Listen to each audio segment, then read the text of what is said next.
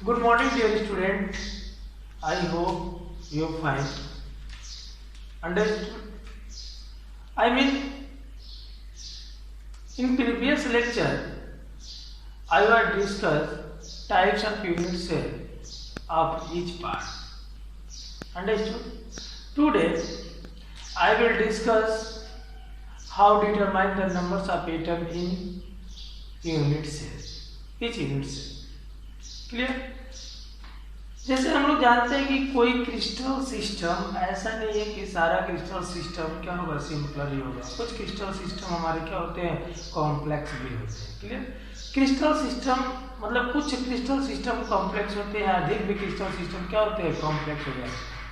Crystal system complex होने की बात ये है कि जब किसी क्रिस्टल सिस्टम में कई सारे यूनिट से आप मिलकर 3 डायमेंशनल इस तरीके से अरेंज हो जाते हैं और अरेंज होने के बाद एक नए क्रिस्टल सिस्टम का फॉर्मेशन कर दे, तो कई सारे यूनिट सेल से अगर 3 डायमेंशनल अरेंज करने के बाद अगर क्रिस्टल सिस्टम का फॉर्मेशन हो जाता है तो उसको हम लोग क्या नाम देते हैं, कॉम्प्लेक्स क्रिस्टल सिस्टम कह देते हैं। क्या कह देते हैं, कॉम्प्लेक्स क्रिस्टल सिस्टम कह देते हैं। क्या कहते हैं दोस्तों, कॉम्प्लेक्स क्रिस्टल सिस्टम कहते हैं। क्लियर?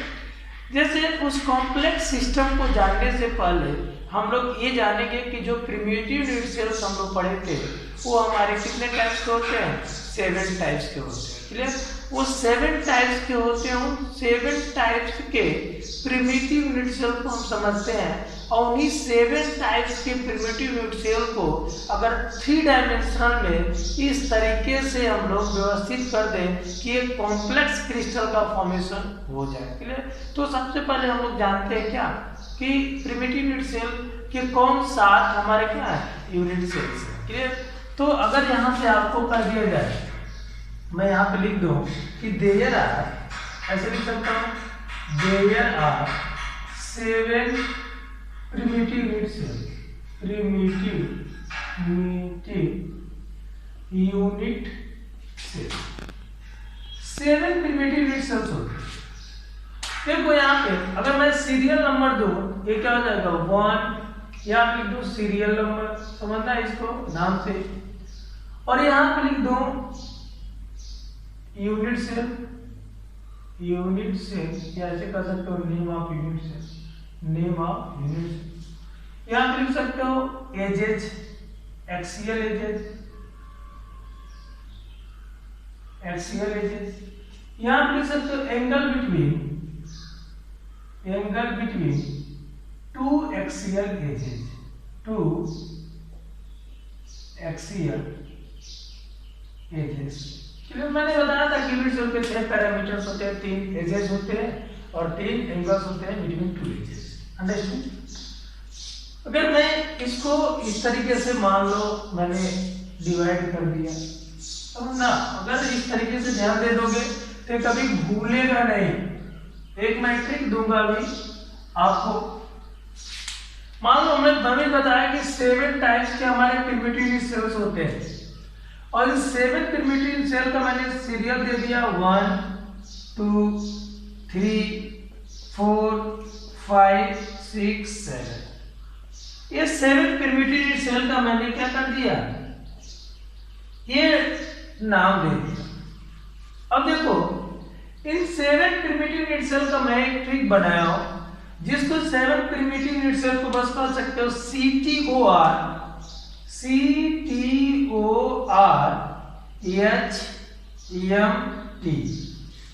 ध्यान दीजिएगा, अगर आपको ये ट्रिक पता है तो आप इजीली लिख सकते हो सब। CTORHMT, C का meaning cubic unit cell, C का मीनिंग क्या होगा, क्यूबिक यूनिट सेल, और T का means tetragonal, tetragonal. Clear? O का मीन्स आर्थोरोम्बिक, आर्थोरोम्बिक, और R का means rhombo,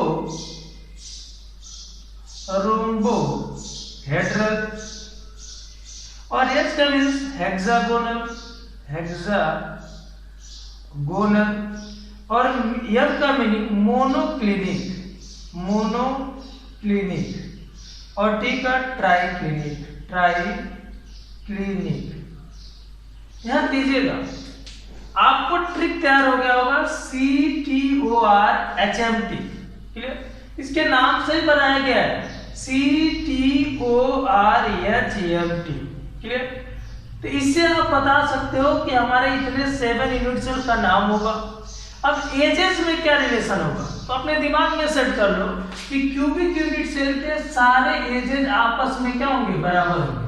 means length is equal to breadth, breadth is equal to height. A B C तीनों आपस में क्या होंगे, बराबर होंगे। जब यही आते हो tetragonal types of unit cell में, तो दो साइड आपस में बराबर होंगे, बट तीसरा साइड आपस में बराबर नहीं होगा। मींस कहने का कि ए बी के बराबर होगा, बट बी सी के बराबर नहीं होगा। हम आते हैं फिर आर्थोरोम्बिक में। तो आर्थोरोम्बिक में तीनों साइड आपस में बराबर नहीं होंगे। क्लियर? तीनों साइड आपस में बराबर नहीं होंगे। क्लियर? अब फिर एक चीज फिर रिवर्स हो जाए। अब रोम्बोहेड्रल के लिए फिर तीनों साइड आपस में क्या हो जाएंगे, बराबर हो जाएंगे। रोम्बोहेड्रल के बाद फिर आप हेक्सागोनल पे आते हो, तो दो साइड आपस में बराबर होंगे, तीसरा बराबर नहीं होगा। कहने का मीनिंग ए बी के बराबर होगा, बट बी सी के बराबर नहीं होगा। क्लियर? मोनोक्लिनिक की बात कहो तो तीनों साइड आपस में बराबर नहीं होंगे। और triclinic just same ways, A not equal to B not equal to C. Clear? अब यहाँ पे एजेस में अगर रिलेशन पूछ दिया जाए, क्योंकि कई बार ऐसे क्वेश्चन दिया जाता है कि मान लो हमारे किसी क्यूबिक यूनिट सेल के 3 एजेस है, ए बी सी, और इन तीनों एजेस में रिलेशन है a not equal to B not equal to c. अगर इस तरह का क्राइटेरिया मिल रहा है तो ये कौन सा यूनिट सेल होगा। तो अगर ए नॉट इक्वल टू बी है, बी नॉट इक्वल टू सी है, तो यहाँ पे कितने केसेस बन रहे हैं, या तो आर्थोरोम्बिक होगा, नहीं तो मोनोक्लिनिक होगा, नहीं तो ट्राइक्लिनिक होगा। It means a not equal to B not equal to c के केस में कितने हमारे पॉसिबिलिटी बन रही है, 3। इन तीनों में से कोई एक यूनिट सेल हो सकता है। क्लियर? क्योंकि एक साथ में केवल एक ही यूनिट सेल शो करेगा। अंडरस्टूड? बता दोगे आप कि नहीं? क्यूबिक का दे रहा है कि तीनों साइड आपस में बराबर है, a is equal to b is equal to c, तो कितनी पॉसिबिलिटी बन रही है, 2। या तो क्यूबिक यूनिट सेल होगा, नहीं तो रोम्बोहेड्रल। क्या होगा, रोम्बोहेड्रल। अब यहाँ देखो, साइड के बेस पे तो हमने कह दिया, लेकिन एंगल में भी रिलेशन होता है। क्या होता है, एंगल में भी रिलेशन होता है।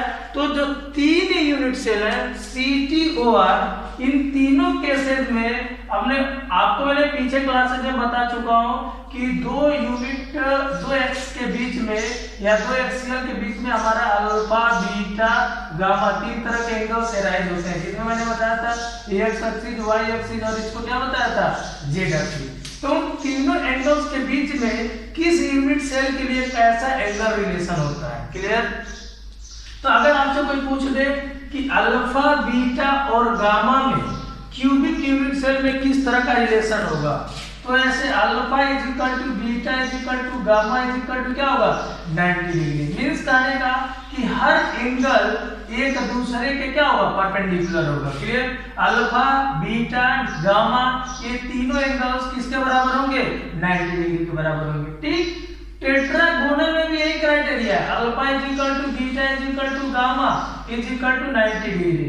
फिर आप आर्थोरोम्बोहेड्रल में आओगे तो इस केसेस में भी तीनों एंगल्स आपस में क्या होंगे, बराबर होंगे, और किसके बराबर होंगे, 90 डिग्री की। किसके बराबर होंगे, 90 डिग्री की। क्लियर? अब ध्यान दीजिएगा आप लोग कि अगर मैंने यहां से कह दिया CTOR, यहाँ पे आपने इस तरीके से क्या कर लोगे, एक्सियल उसके एजेस में रिलेशन देख लोगे। जब एंगल्स के बीच में रिलेशन आएगा तो पहला 3 के सारे एंगल्स आपस में क्या होंगे, बराबर होंगे, और ईच एंगल कितने डिग्री का होगा, 90 डिग्री का होगा। ईच एंगल कितने डिग्री का होगा, 90 डिग्री का होगा। क्लियर? अब हम लोग आते हैं नेक्स्ट रोम्बोहेड्रल पे।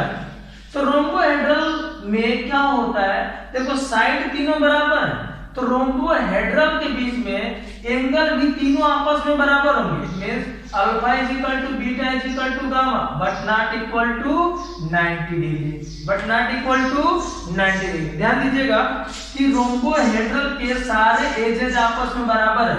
एंगल भी आपस में बराबर है, लेकिन 90 डिग्री के बराबर नहीं है। या तो 90 से अधिक होंगे, नहीं तो 90 से क्या होंगे, कम होंगे। या तो 90 से अधिक होंगे, नहीं तो 90 से क्या होगा, कम होगा। क्लियर, समझ में आ रहा होगा। अब हमारे बचे क्या, 3 एंगल्स बच गए। एक क्या हुआ, हेक्सागोनल, दूसरा मोनोक्लिनिक, ट्राइक्लिनिक। तो आपने एजेस में रिलेशन पढ़ लिया है। अब आपको जानना क्या है, हेक्सागोनल के एंगल रिलेशन जानना है। क्या जानना है, एंगल रिलेशन। देखो इसमें क्या होगा कि अगर हेक्सागोनल की बात करो तो 2 साइड बराबर है, तो 2 एंगल भी आपस में बराबर होंगे मैथमेटिकल बेसिस पे। यहाँ पे क्या करोगे, A is equal to B. A is equal to B का मीनिंग क्या होगा, alpha is equal to beta. Means alpha और बीटा 90 डिग्री के होंगे, बट गामा कितना होगा, 120 डिग्री का होगा। अल्फा बीटा कितने डिग्री के होंगे, 90 डिग्री। अल्फा बीटा के परपेंडिकुलर होगा, बीटा अल्फा के परपेंडिकुलर होगा, बट गामा क्या होगा, 120 होगा। गामा क्या होगा, 120 होगा। क्लियर। अब एक चीज ध्यान दीजिएगा, यहाँ पे जब मोनोक्लिनिक का एंगल रिलेशन पूछ दिया जाए तो अल्फा गामा दो आपस में बराबर होंगे। Alpha is equal to gamma, alpha और गामा कितने डिग्री के होंगे, 90 डिग्री के। But beta not equal to 90 degree. याद रखना, अल्फा गामा दोनों 90 डिग्री के होंगे, लेकिन बीटा 90 डिग्री के बराबर नहीं होगा। तीसरा केस जा रहा है ट्राइक्लिनिक।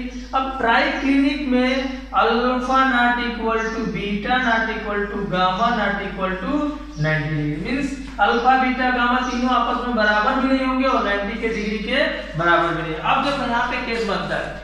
अब एक कोई ऐसे क्वेश्चन बनेगा कि if A not equal to B not equal to C। Clear. अगर A और B और C तीनों आपस में बराबर नहीं है और उनके बीच का जो एंगल रिलेशन है alpha not equal to beta not equal to gamma not equal to 90 degree, then identify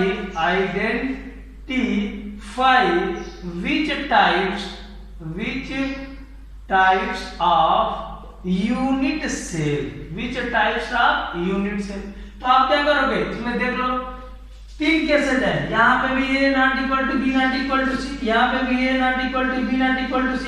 means case तो तीनों साइड से बेस पे देखो तो रोम्बोइडल भी हो सकता है, मोनोक्लिनिक भी हो सकता है, ट्राइक्लिनिक। लेकिन जब एंगल रिलेशन देखोगे तो रोम्बोइडल के सारे एंगल्स आपस में बराबर होंगे और 90 डिग्री बराबर होंगे। Clear.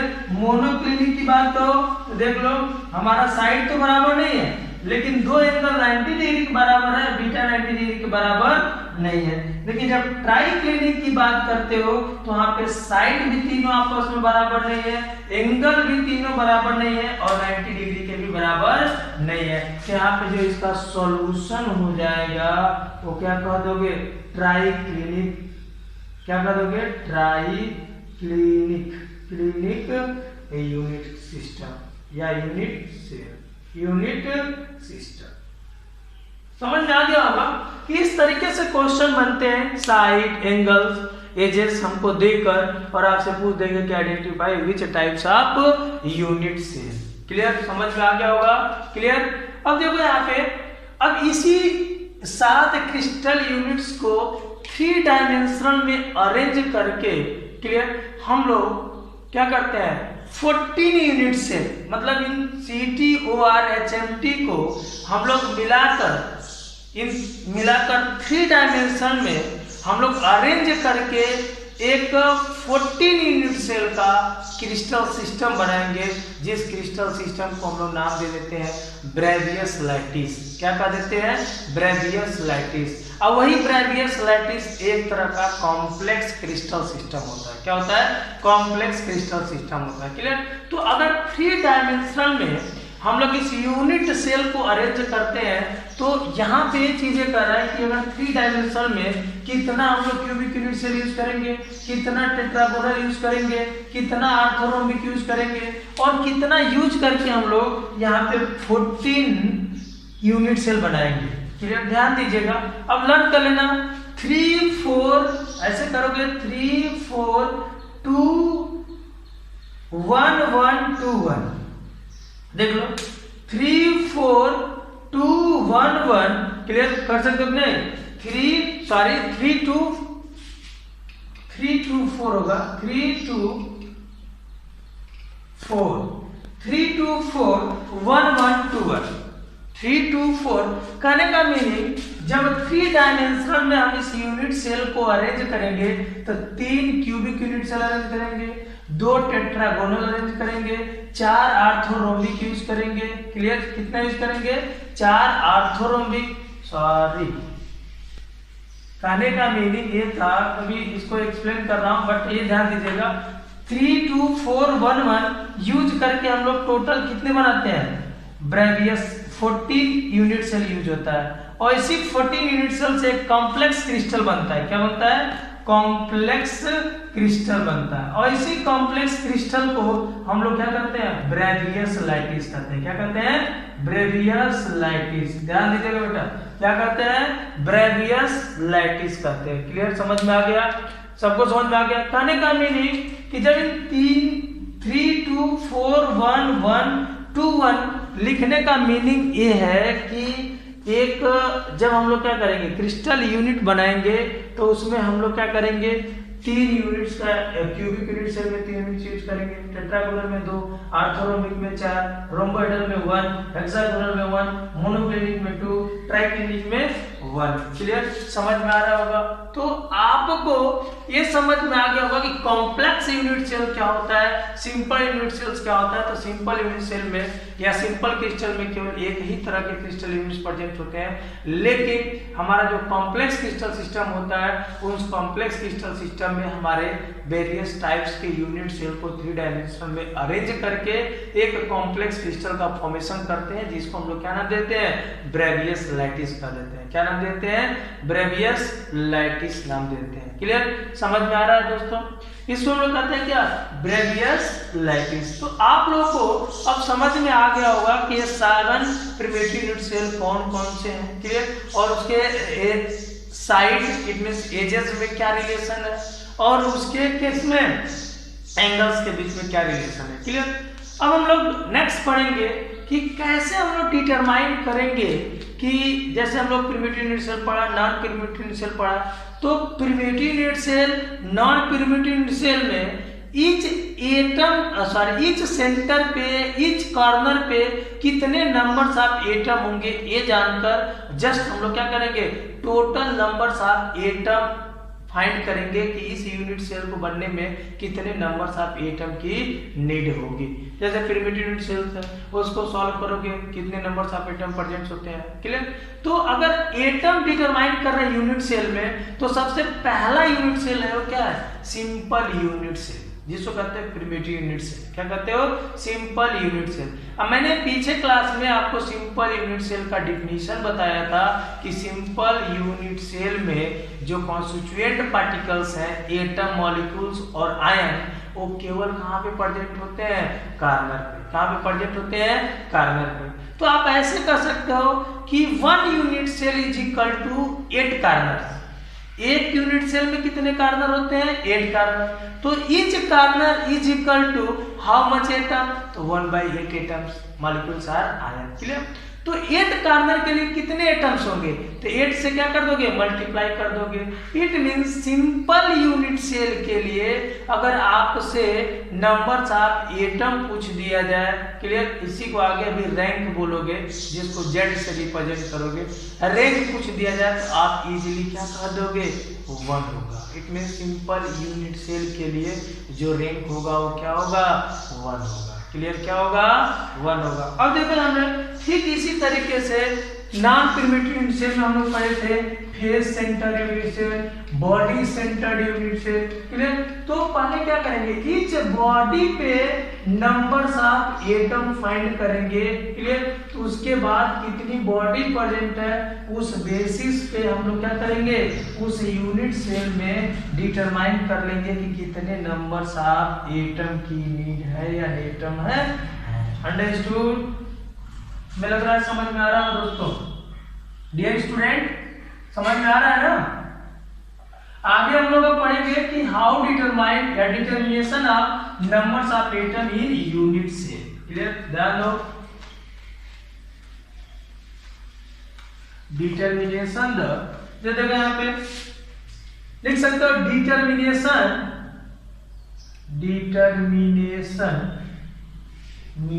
The number of atom in unit cell. Clear? Unit cell में नंबर्स ऑफ एटम डिटरमाइन करना है। क्लियर? अब ध्यान दीजिएगा, थोड़ा सा आप इस चीज को समझ लीजिएगा। One unit cell is equal to 8 carbon. एक यूनिट सेल में कितने कार्बन होते हैं? 8 कार्बन होते हैं। तो 1 carbon is equal to how much atom? Clear? 1 carbon is equal to 1/8 atoms हो सकता है, मॉलिक्यूल्स हो सकता है और आयंस हो सकता है। क्लियर? फिर इसी तरीके से मान लो पहला हो गया, दूसरा एक अल्टरनेट फेस पे, अल्टरनेट फेस कितने होंगे? 2 ही होंगे। तो each face, one face centred पे कितने एटम होंगे? 1/2 एटम्स हो जाएंगे, मॉलिक्यूल हो जाएगा या आयंस हो जाएगा। तीसरा पॉइंट बॉडी सेंटर्ड, एक ही बॉडी सेंटर्ड होगा। कितना बॉडी सेंटर्ड होगा? एक ही बॉडी सेंटर्ड होगा। क्लियर? समझ में आ रहा है ना? तो ईच बॉडी, क्योंकि 2 बॉडी यूज कर रहे हैं हम लोग, तो कह सकते हो कि 1 body center is equal to how much atom? 1/2 atom.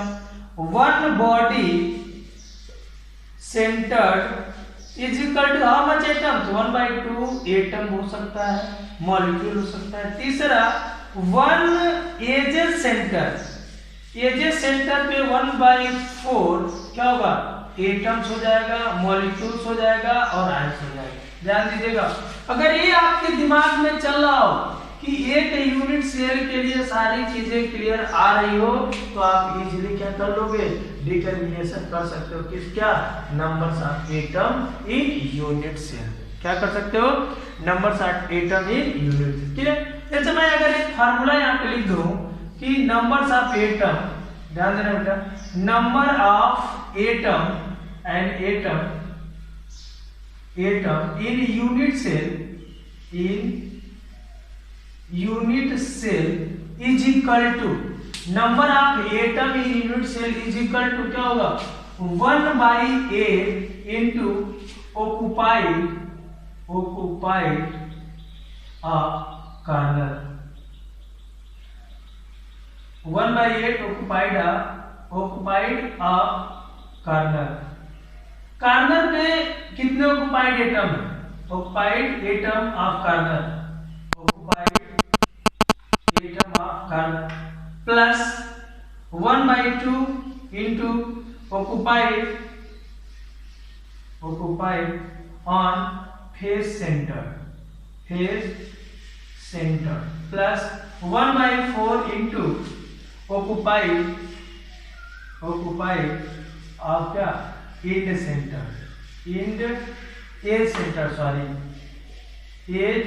Centre plus 1 into occupies body center. क्या होगा?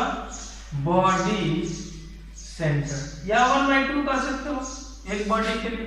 क्लियर? तो 2 बॉडी के लिए क्या हो जाएगा? 1 हो जाएगा।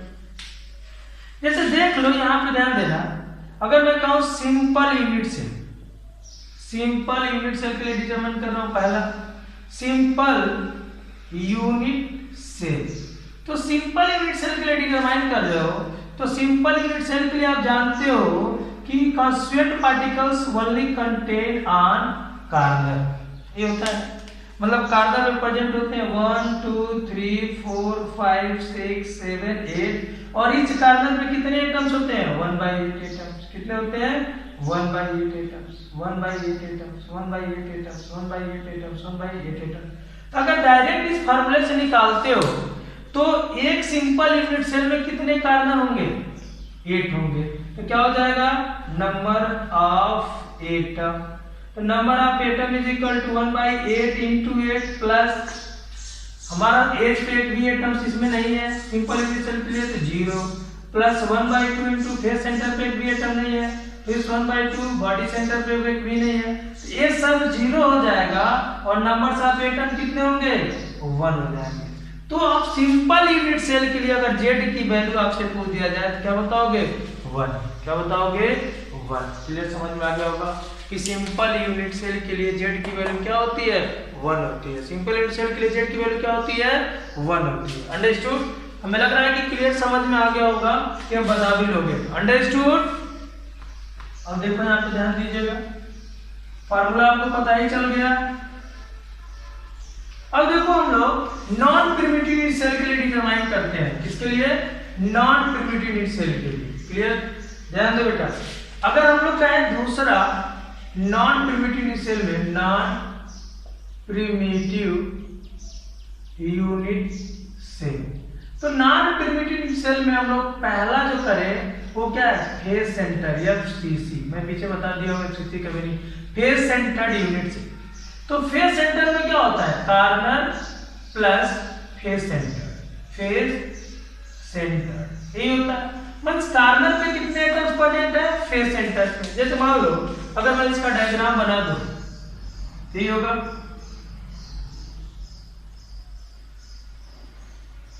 ये होगा। अब यहां पे क्या होगा 1 2 3 4 5 6 7 8। अब देखो ईच कॉर्नर पे 1/8 एटम्स है। ईच कॉर्नर पे कितने हैं 1/8 एटम्स। और ईच फेसेस, एक फेस है हमारा ना, इसको फेस कर सकते हो या इसको फेस, इसको फेस, इसको इसको इसको सब फेस है। ईच फेसेस पे कितने एटम्स होते हैं 1/2 1/2 1/2 1/2 1/2 1/2। और टोटल नंबर ऑफ फेस कितने होंगे 6 होंगे। क्लियर? अब देखो यहाँ पे फेस सेंटर निकाल रहे हो, नंबर ऑफ एटम निकाल रहे हो या जेड निकाल रहे हो। क्लियर? तो FCC के लिए नंबर ऑफ एटम कर सकते हो या जेड कर सकते हो इज इक्वल टू 1। अगर फार्मूला से डायरेक्ट निकालते हो तो 1/8 equal to how much corner 8 plus, इसके बाद फार्मूला में क्या था 1/2 into face center. In a cubic unit cell how much face center there are 6। कितने होते हैं 6 प्लस 1/2 नो क्या एज सेंटर 0 प्लस 1/2 नो बॉडी सेंटर। क्लियर? 0। समझ में आ गया? अब यहाँ पे क्या होगा ये वैल्यू 0 हो जाएगी, ये वैल्यू 0 हो जाएगी, 2 3 या 6 और ये क्या हो जाएगा 1। तो 1 प्लस 3 इज इक्वल टू कितना होगा 4। तो FCC के लिए जब भी जेड की वैल्यू पूछा जाए तो जेड इज इक्वल टू कितना आ जाएगा 4 आ जाएगा। जेड इज इक्वल टू क्या हो जाएगा 4 आ जाएगा। Any doubt? बता सकते हो? अब इसके बाद से दूसरा यूनिट सेल्स हमारा होता है क्या BCC, body centered unit cell. ध्यान दीजिएगा क्या होगा बॉडी सेंटर्ड यूनिट सेल।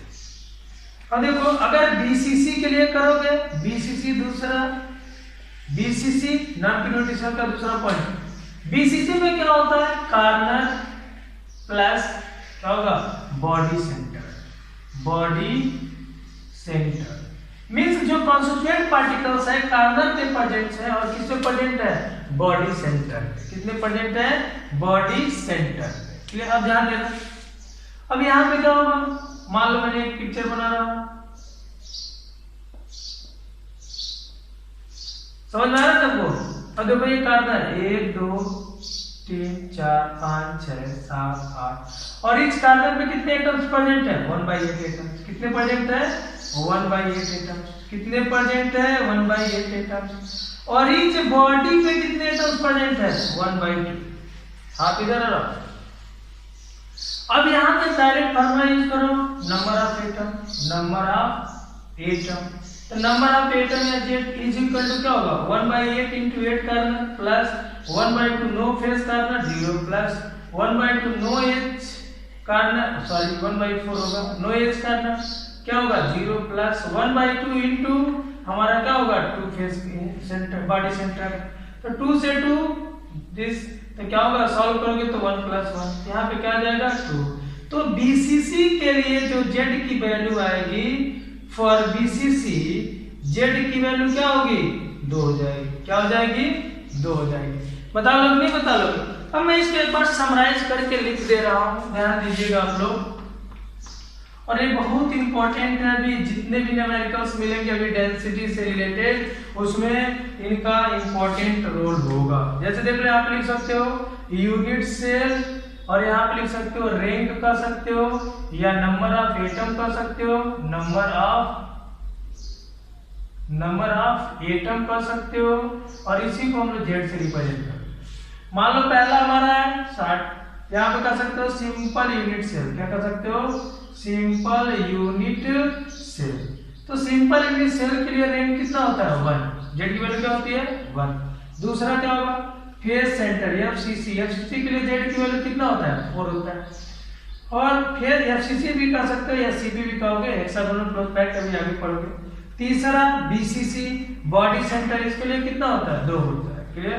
तो ये आपको याद होना चाहिए। क्लियर? समझ में आ रहा है? इसकी जरूरत अभी पड़ेगी, तो आप इस तरीके से डिटरमाइन कर पाओगे कि किसी यूनिट सेल में कितने नंबर्स ऑफ एटम पड़े। क्लियर? Thank you.